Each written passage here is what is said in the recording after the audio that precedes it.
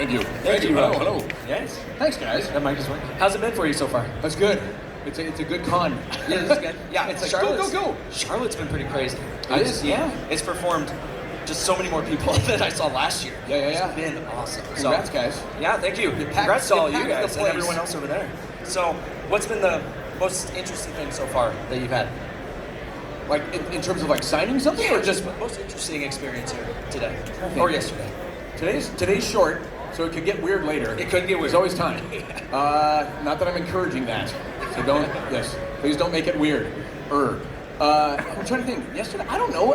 I mean, it's like I'm a 48-year-old man standing on a stage talking to you, and there's that thing over Right there, yeah.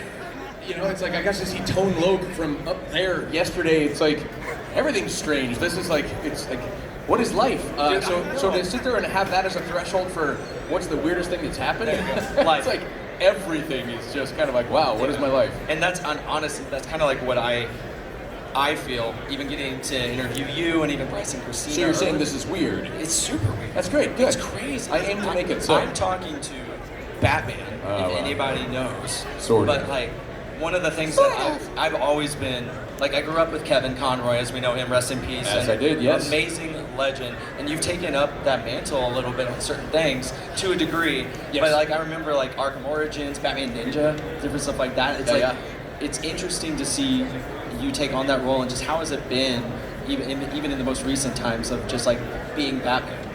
Well, first of all, happy belated Batman Day, everybody. Yes, yesterday was officially Batman Day. Yes. I can't believe I didn't tweet anything about that. You're good. I'm dropping the ball.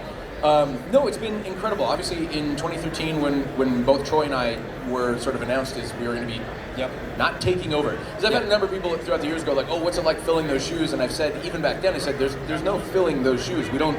That was never our intent, was to try to fill those shoes, because you can't. I mean, he and I both grew up. I was in high school listening to Mark and Kevin do these voices, and it was just like, wow. It's sort of surreal to be getting a phone call from somebody over at DC going, they're going with you, and then I remember like texting Troy going, oh man, you know, we got it. And then he and I both had the same moment of like, oh man, we got it. This could go a lot of different ways, because we knew back then we're stepping into a zone where people are like, don't mess with this thing that we love, and we felt the exact same way. So the nicest thing that's happened as a result of like Arkham Origins is that, and Troy put it best at the time, that we knew we kind of played around with the voice prints and that kind of thing, but we knew what we were attempting to do was to try to have it be believable that our rendition of these characters was going to be something that there was a point on the horizon for these characters that was Kevin and Mark's performances, and that it would hopefully be believable that our versions would sort of translate into them maturing into those versions of those performances. And that was all we aimed to do, which is how you pay homage to saying, no, that's their performance. They've established this as the legacy, and we get a chance to be younger actors for an origin story, trying to do something believable. And whenever somebody says, you're not my Batman, but dang it if you didn't get, so close at doing something that I believe, and I go, I get that, and it's the highest praise I could ever hope to achieve, is somebody says, it's Kevin for me, but what you did was believable that it would turn into Kevin's performance. I go, great, that's what we wanted to do. We were deeply honored, and to this day I still am. And getting a chance to meet Kevin at cons like this, and to get, to be backstage and share experiences that nobody ever gets to know about, but like just really, really, really an incredible human being who loved to be Batman so very, very much. Like, it was legitimate love for the fans, the fan base. He loved being that role, and he did such an incredible thing to just bring it to the fandom the way that he did, and to get a chance to be around that for just a little bit was so cool. And my favorite moment with Kevin was at WonderCon in 2018, I think. And we were backstage for Batman's like 80th birthday. Like DC brought a whole bunch of like actors from like the Batman franchise down. It was like Dietrich Bader was there. Like we were all up on stage, and we had a big birthday cake and all this. But I decided to wear a Batman t-shirt. And so we're backstage about ready to go out to do this panel. And Kevin's back there, and we're all kind of saying hello to each other, that kind of thing. And he goes, hello, Roger. It's Sunday, and my voice is cracking. I can't even get that low. He goes, hello, Roger. I'm like, Kevin, how are you? And he goes, you just had to wear the shirt, didn't you? And he kind of like iced me, and they're like, ladies and gentlemen, Roger Greg Smith. So I was like, he's icing me before going out on stage, and I was like, Kevin, oh man, I'm like, man, Batman just iced me. Yeah. It was great. He was just a gracious, like Renaissance man, like incredible artist, incredible guy. So Dude, yeah, awesome. it's a deep loss for sure. For sure. And I remember Troy was at an Orlando Collecticon. It was a very similar sentiment about with him and Mark too. He was just like, I can't touch Mark. I'm not going to do that. It's crazy. But the other, so another thing that is a real good connection point that I have with my kids, I was telling earlier about Miraculous with my daughter. My son, Sonic the Hedgehog. Oh yes, is absolutely insane. Like I see Sonic, he would get pictures with you. Yeah, Not just Roger. just loves it. But dude, they keep talking about it. Like they're going to come to another Collecticon. They're like, I have to meet Roger. I'm like, it's coming. It's coming. You guys will be here and everything. And also, if anybody has questions, feel free to line up. Yeah. Or we'll keep chatting and everything for a minute. But, Yeah, for sure. Yeah, I want to know. Line up at that mic, I'm assuming, is that what we're... Yeah, this is the mic right there. Oh, this young lady is on it. I'm going to ask you really quick, though. Yeah. What's been like the most memorable thing about Sonic the Hedgehog voicing that you can think of? Or one of the most interesting things? Man, you know what? So one of the most enjoyable moments I've had in that was, I mean, it's hard. I've been doing this like 14 years. Give me something cool. It's been kind of, well, it's not even cool. It's just fun and dorky, and that will of course be something that we did in Boom, which was breaking the fourth wall, which we did like endlessly in that series. But the super enjoyable moment of reading the dialogue in this one scene that was coming up, and it's where Sonic's like falling out of the sky. He calls out, you know exactly right. And he calls out to Tails and he says, I'm coming in for a hard landing. Tails, you got me covered?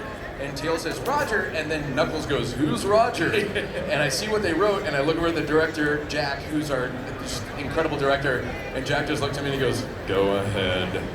And I was like, he's talking to me. Thanks, buddy. And I was like, we're breaking that fourth wall? Like, we're going to acknowledge me kind of thing? And he said, that's what they wanted. I'm like, it was just such a fun moment, and now it's still out there, and people to this day still see that moment and kind of go, oh, that's awesome. You can't beat that. It's like, it's so rare. Like, one of the worst things you can ask a voice actor to do is to just be themselves. We'll be in the booth, we'll be working on something, and the director will go, it's just you, just do you. And we all kind of go, I don't know who I am. I don't know, what is the normal me? I don't know what does that mean? No, I need a character. I need to, what am I doing? I gotta make a voice. I gotta do something. It's like, we can't just be us. I'm like, I don't know what I sound like. I don't know who I am. Like, so yeah, anytime you get a chance to break the fourth wall as Sonic in Boom, and we were just dying. Yeah, it was a blast. That's hilarious. Yeah, my kids they have Sonic Boom on repeat. Honestly, like when they meet you, you're gonna be like, whoa. But honestly, too, it's not weird. It's like it's so cool to see so many different generations of people. Because in 1991, I was in middle school playing that game on the Genesis, and going, I've never seen something so fast. Like video games are moving so quick now. And to be a part of something like that this many years later, and then to get to meet people that are sharing that with me, like what it means to be. Yeah, there's nothing better than hearing at this age people like, you're my childhood. That's awesome. It's like, oh, great. Okay. Thank you. We'll go to you. It's just a blast. Hello. What's your favorite thing about Sonic? What's my favorite thing about Sonic? I think he's got one of the best voice actors in video games ever. True. You're breaking that fourth wall. You know what? I think it's that he's so dedicated to his friends. I was doing a silly answer, sorry. It's what I do. It's how I am. It's okay. I'm still talking. I'm still here with you. Oh, there we go. So I think it's that he's so dedicated to his friends, right? He's kind of a funny guy. He doesn't take too many things too seriously. But the minute somebody messes with his friends, he's all over it, right? And I think that's kind of cool. And I realize I'm trying to talk like Sonic, which might be a little weird. Because again, I've had people go like, oh, I hear Sonic in your voice. I go, no, you don't. If I walked around talking like this all day long, it would not be a very good thing, right? I'd probably get arrested. I'd imagine quite literally getting pulled over. What's the problem, officer? It's like, handcuffs. So no, I think it's that he's so dedicated to his friends. I think it's a really neat kind of part of Sonic. And he's the blue blur. He's the fastest thing alive. He's the coolest thing out there. What do you think? What's the coolest thing about Sonic for you? How handsome his voice actor is? Yes! What is it? You're gorgeous! How fast he goes, right? Because he's supersonic. Yo, James! That was a great question. It was awesome. And I Thank agree. you. It's how fast he goes. Because you gotta go fast. Good question. Oh, God. Shit, was he not putting it out for me? You have mic adjustments. get a double Hi, bump. Roger. Hello. I'm a big fan of a lot of things you do. Thank you. I'm not going to ask you who's your favorite character to voice. I'm going to ask who's the most fun to voice. Who's the most fun? It's gonna be Ezio. Oh man, so It's Ezio. even when people say like what's your favorite, that kind of thing, It's this Ezio. is the same answer. It's the next one. I know it's a kind of it's a pat answer in some ways, but it's the reality. I'm a working voice actor, so anytime the phone rings and somebody says they've got something for you, I'm like, oh yay, I get to eat. I get to work again. And that's kind of the job is like auditioning, and just hoping. I mean, the 1% of things that you get from all the auditions that you do, and getting to be a voice actor and a working voice actor is just the greatest thing on earth. And so I am constantly amazed at the creativity in the animation world, in the interactive world. I think it just blows the cinematic world out of the water in terms of its creativity. And so if I get to do another animated series, another video game, that kind of thing, I'm excited because it's probably going to be something really cool and something that kind of pushes things in a new direction that I might not be aware of. And so the next one, sometimes you just meet a creative individual who has these ideas about what they want from a character, and if I get to do that for them, I'm stoked. Yeah, I can imagine. It's just the best. It's just like I don't work a day in my life. You know, the acquisition of the work is the work. The work itself is always fun unless something's going horrifically wrong. and thankfully, it's like so few and far between that even happens. Thank you. Thank you. Good question. Games, Kate. Thank you. Thanks. Ah, there we go. Thank you for doing that. I've had too many people like approach the mic and go, Question about yes. So when you take on the role of a character, do you prefer to like look into the background lore of like the character, or do you like to prefer to start fresh and have your voice acting as if like you were experiencing the events of the show or game for the first time and then reacting to it? It all depends on the kind of character. So the question is like when approaching a new voice or anything, like thankfully I've been a part of like a lot of legacy voices like Batman, Captain America, Sonic, and so it depends on what the producers or the directors are asking of me or telling me. If it's something that they say, hey, we want you to be fully aware of where this has been and where we need it to go from there, then yeah, I'm probably gonna start looking into the history and trying to find out canon and lore and things like that. Sometimes they don't want me to know because they're approaching something sort of fresh and brand new, and I need to be sort of like open and like vocally malleable to be ready for whatever they want to throw my way. So it all depends on the project. I typically try not to do too much in terms of research or anything like that because sometimes it can be a crutch or it can actually be a hurdle in that I come in and I go, well, Sonic would never do that. And I don't necessarily know, and because I'm a hired gun, I don't necessarily know what this version of any given character is going to be, if it's a legacy character or if it's brand new. So I kind of come in going, all right, well, I booked the role. They've liked my auditions. Maybe I've done a callback, so this is my third time kind of like working in this sort of like realm. And maybe I can find out where they want me to go. I'll have it in my mind that I'm going to stick to that. But I've had it happen where you do a character, you go through the audition process, you get the callback, you go through that, you meet the producers on the callback, and then you book the role. And by the time you get to the session, they say, oh, he's no longer 60 years old, he's 14. And you're like, oh, okay, I guess we're going to change this up.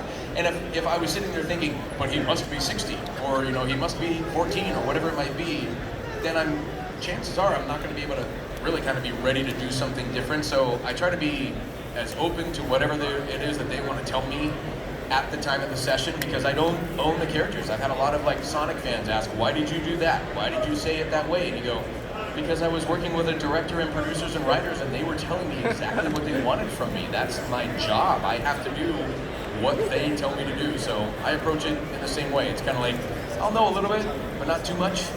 Thinking of a song by Louis Prima, where the lyrics go, it's a call and repeat song, and the woman says, Keely Smith says, you know, can you read sheet music?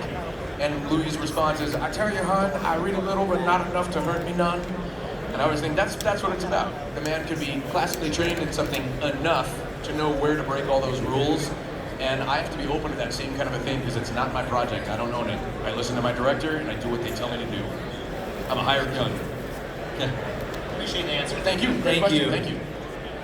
How we doing? Is we good? Yeah, a few more minutes. Okay, cool. So I will say we probably got about 3 more questions. I'll try to go rapid fire. But he's gonna go quick. So I got like 20. the first one is, have you ever heard of and or considered playing the Sonic party game Sonic Shuffle? No, and I know enough about questions like this to be very careful in how I respond because I have no idea what you're talking about. And how quickly that That's becomes fine. a meme and I need to be careful. Okay. So no, how about this weather in Charlotte, huh? Terrible. It's great. Yeah. You said you had a half question? How weird was the tonal shift between Sonic Forces and Frontiers for you? Super bizarre. Because I showed up to that Frontier session and they were the first, and I think there's a video where I was explaining this at another con, where they say, you know, like, hey, do you want to hear a reference of where you were at with your Sonic voice, which means they're going to play like maybe one of the last sessions we had done, and I was like, nah, I know what Sonic sounds like, and Jack, our director, was like, not like that. I'm like, what do you mean? He's like, we're going to do something different, and it was like, oh, okay, what are we doing? He's like, a little lower. I'm like, oh, I know what Sonic sounds like. He's like, no, lower. I'm like, I know what Sonic, lower. I know what Sonic sounds lower. I know what Sonic sounds like. He's like, right there. I was like, what? So it was bizarre, but it works, and I love the way Frontiers kind of came together because you realize if Frontiers was this, it doesn't have the same gravity. I think it plays really well, and everybody adjusted their performances. Mike Pollock, holy cow, is Eggman, right? Yeah, it's like, you know, father-daughter issues out the. I mean, come on. It was a really cool thing to see. Good question. Thank you. Sonic. It's like looking into a mirror. I was pretty much going to ask the same thing he was asking. Oh, bummer. But, like, going forward. You were not going to ask the exact same. Those two questions were so randomly different. There's no way you were going to ask the exact same thing. Well, how about this? What was his first question? You don't even remember, do you? it was something about Sonic Shuffle. Okay. Is that something I should know about? Do I need to? I've never should heard I of it. not? Should I like turn on a VPN before I Google what is Sonic Shuffle? Anybody know what Sonic Shuffle is? Somewhere. Most you need to know is it's just like Mario Party, that's it. I don't believe you. I'll take your word for it. How about a new question? Like going forward, if Sega does continue with this like tone shift, Yeah. Like how would you feel about it? Like if you could if they continue It with doesn't matter to me, man. I want to book the gig. If they're going to call me and say we're going to continue with this tonal shift and we're going to hire you, I'm like, sounds good to me. I'm not about to, as a working actor, go, no. No, I don't want to eat. It's like, of course, yeah. And again, I don't own this character. I have no rights to this. I mean, it's like, it's my performance, but it's like they're directing me to that and they hire me to do that. That's the job. So of course, if I get the phone call and they want to keep going that direction, or if they want to go a different direction or change it up, like when we do the Sonic Twitter takeovers, sorry, what are they going to be, X takeovers now? I guess, you know, when we do the Sonic X takeovers, it's like, we I kind hate nitty reading. we all know what it is. Everybody does, yeah, so let's not get into this. No, it's, you know, should the toilet paper roll go forward or underneath? Like, no! No, if we start doing that, we were kind of like, oh, are we doing this Sonic or are we doing this Sonic? And they're like, how about a blend? Because that's how it just kind of is. So yeah, if they're going to keep going, I'm more than happy to do it. Thanks, Sonic. Thank you. Awesome. We got two more guys, and then remember, Roger is over there, and you can get those same questions. Yes, sorry. Yeah, go ahead. Hello, I'm a really big fan. Oh, thank you. I just wanted to ask, I know this is kind of like the baseline question, but I wanted to ask, what was your like main motivation and inspiration to become a voice actor? Oh gosh, money. So this is a good question because I did not think I was going to land in this role. I mean, I literally was like, I was on the 10-year plan out of high school. I wasn't going straight to college. I was working as a production assistant. Then I was a drummer in a band. Then I was finding out very quickly with a girlfriend at the time, and I was like, oh, I need to go get a job. I should go to college, I guess, you know.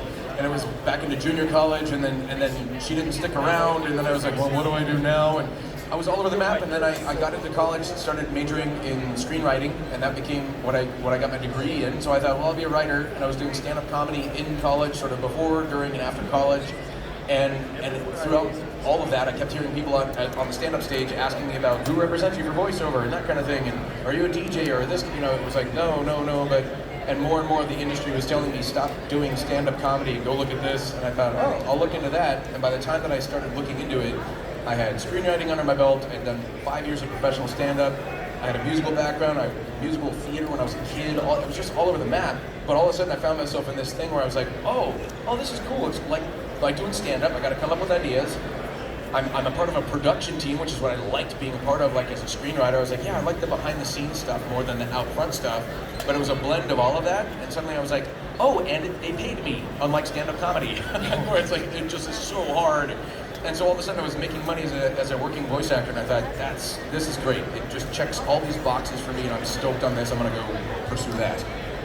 That's what it was. It was just like, no, I had no clue that I'd wind up doing this. That's awesome. And again, being on a stage like this and seeing Pikachus running around and Tomok and yeah, it's nuts. It's interesting. Thank you. Thank you. Thank you very James, All right, last question. Thank you so much. best shirt of the con. I love it. I paused my game to be here. Thank you. First off, I want to thank you for not trying to copy Kevin, and you wanted to make the role your own. Who can? You can't kick that. Who wants to be that person to attempt anything like that? And I know there's people who can impersonate, and it's like, good for you, but you're not pulling it off. No. And second, what is the best advice you can give to someone who wants to be a voice actor? Man, oh man, that is the question of the day. Obviously, there are books and there are classes and there are ways. There's never been a better time to have resources available to you than the internet to be able to like find out what this is like. Best advice, anything you're gonna do in life. It's like you gotta start small, and you gotta keep. If you just retain the passion, the curiosity, and if it really and truly is what you desire, whatever that goal is, and you're still setting your sights that way, as long as you keep trying to fall forward and keep some momentum in that regard, it's like you will very likely find yourself. My high school theater arts instructor, my drama teacher from my senior year in high school, years after like things just started to kind of click into place, she said, Jan Laurie was her name, she said, Roger, the path is never linear. You think you only see where you're not, so you see the mountaintop and you're like, oh, I want to be there, I want to go from here straight there, and it's like it never works that way.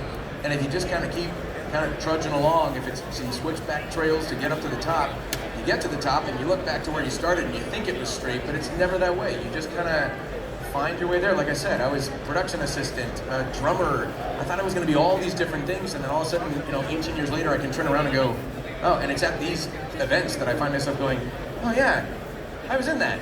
Oh, I did that. That's right. Oh, it turns out I made a career that I never thought was going to happen.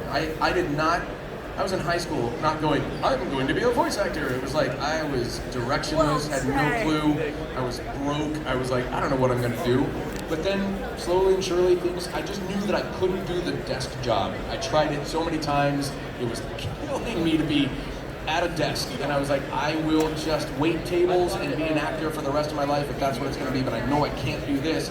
And so it was just kind of bopping around. So stay curious, stay passionate, keep your eye on the prize. If it's really and truly what you want, odds are you're going to get somewhere along that way and go, I thought I wanted to be a voice actor, but I love writing. I love writing dialogue for voice lines or that kind of thing. Or I love audio engineering. It turns out engineering is my jam because, man, these actors are all crazy. I don't want to call those my colleagues. Or I'm a really great director. Or it's like you might find something along the way, and you're only going to find that if you're still just kind of thinking that that's where you want to go. The path is never linear. So I can tell you, take this class, do all that kind of stuff. And there are incredible, Steve Bloom's one of my colleagues, teaches, like there's so many incredible voice actors that are teaching. But eventually, you take all the classes you want, you're going to have to like get up there and kind of like figure it out, cut your teeth, make mistakes, fall on your face a few times, it sucks, but it's just like anything, you gotta learn those lessons. One day I'm going to be able to say, I am Batman. Well, there we go. There it is. I'm gonna hold you to it. I'm gonna hold you to it. That's good. Yeah, it's your video, but I'm gonna hold you to it. Yeah, that was a great way to end the panel, guys. That was Thank you good. so much. Well Give it up for done. Roger. Thank Give it up for yourself. Thank you guys. We're gonna be right back with the next one. There we go. We're cranking along. All right.